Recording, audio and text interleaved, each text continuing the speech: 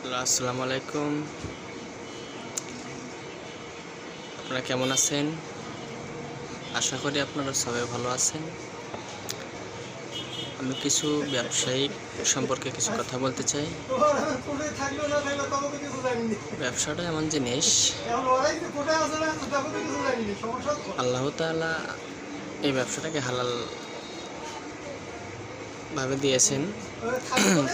রাসূল সাল্লাল্লাহু আলাইহি সাল্লাম ব্যবসা করেছেন, সে অনুযায়ী আল্লাহ তাআলা এটাকে হালাল করে দিয়েছেন।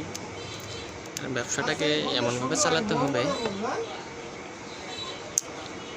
মানুষকে ঠকানো যাবে না। যদি একটা কাপড় কাস্টমার কাছে বিক্রি করবেন, সেই কাপড়টা যদি সেরাপটা থাকে,